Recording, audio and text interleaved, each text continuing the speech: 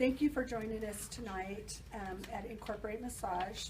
We're doing a demo of a chair massage. For tonight's purposes, I'm just going to be demoing the upper back, shoulders, neck, and maybe a little bit of head. And my demonstration is purposely going to be geared toward people not using your thumbs as much as possible. Because I went to massage school at the age of 50, and I want to keep doing this until I'm in my 70s and maybe 80s. So my thumbs are very important to me. So tonight we're going to use a lot of elbow and forearm. My model is Stephanie. So when you put your client in the chair, you want to come forward. Make sure that they're comfortable, that everything's adjusted. We want the chair to be holding the client up. We don't want the client to be holding the chair up. That's not going to be a comfortable massage. Every massage therapist has a little different way of introducing their touch. So you don't want to just go in there and grab the client right away. You want to softly come in and let them get used to what your touch is. I will generally start with the shoulders like this, and then just kind of move down the back so that the client gets used to me and isn't going to jump out of the chair. I'm going to use a fist, and the whole point is to keep your joints stacked. So my wrists are straight, my elbows are relatively straight, and I'm using my body weight. I'm not just using my hands. When we come up to the top of the shoulder, you're going to bring your fingers in and roll back toward the heel of your hand, pulling the trapezius together. So my thumbs aren't involved in this at all. Anytime that I use my thumbs, I keep them straight, and the whole motion comes from the entire arm, not the thumbs. You don't want to just be moving your thumbs around like that because you'll wear out your joints. You won't be a massage therapist very long. And everybody loves a massage therapist. So I'm going to come in with my elbow. And again, you're not going to just jump right in. You want to lay your elbow down about the bottom of the scapula is where we're going to start, right next to the spine. And gently just sort of hook in and roll up onto the blade of your forearm. It's a lot of compression work that I do. How's that pressure, Stephanie? Okay. And I generally try to do 3 lines up the back. So there'll be one right next to the spine.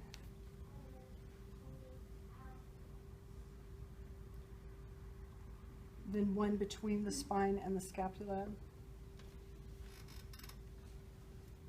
Just slowly working it up.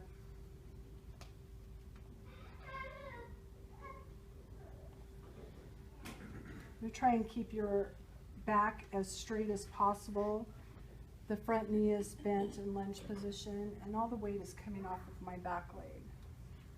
In the third line, we're going to come like right around the medial border of the scapula.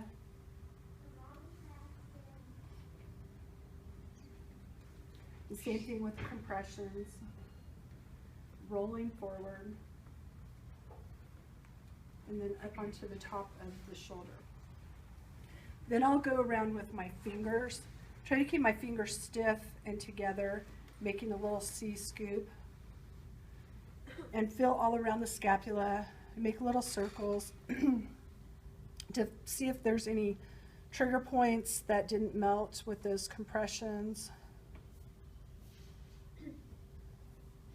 You're always keeping your fingers together. My thumb is usually just an anchor on the shoulder blade, depending on how, some people have very wide shoulder blades, so you're in the middle. You can come down around the lateral edge of the scapula with your thumbs and keep them, again, straight, joints stacked, and work around the edges of the scapula.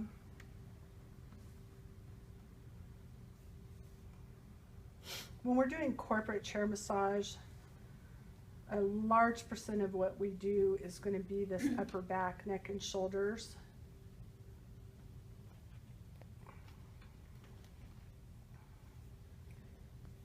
And I found a lot of people have trigger points right here in this top edge of the trapezius, and I actually will work it from both sides in a circular motion, and it seems to release pretty fast that way.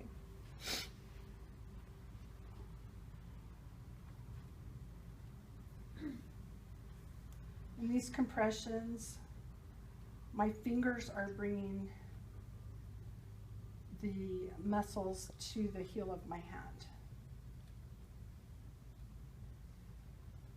Try to get a little bit of mobility on the shoulder. Drop your shoulder.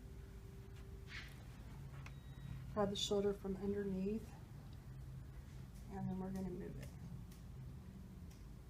And again, use your body weight. Don't just use your hands and your arms, use your entire body.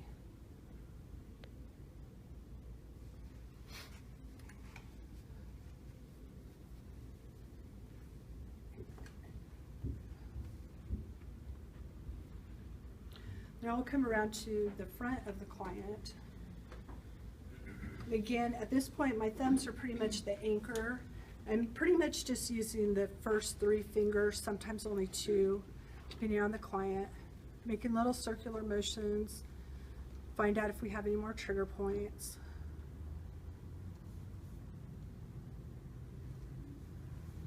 Working this area. So Stephanie has one right here. What I'm going to do is I'm going to keep my fingers stiff on it here, just sort of monitoring that point. I'm going to pick up the arm. Make sure your client relaxes and just lets you do the work.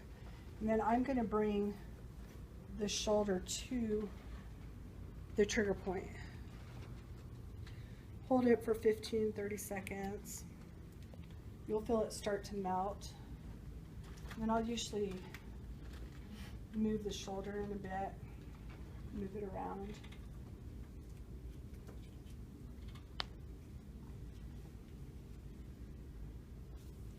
And again, I'm coming to the front of the client. This time I'm using my thumbs again in a straight, stiff position, so all the joints are stacked. And I'm going to feel all along the top of the collarbone. A lot of people get those trigger points or little knots in there.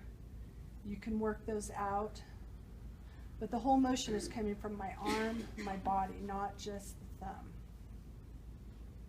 Along the bottom of the collarbone, you can work the shoulder joints.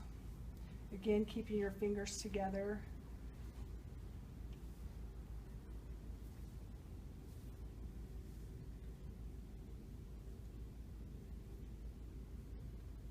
Most of the time when we're in an event situation where we're going pretty fast through clients, we don't really have a lot of time to use lotion. So you don't want to be gliding on a person's neck or their skin. So what I'll do is I use my knuckles. I actually just kind of try to hook it into the muscle, and then I'm going to be moving the muscle with my knuckles instead of gliding on the skin. Try to keep your thumbs as loose as possible. And this allows you to go through across several different muscles at one time.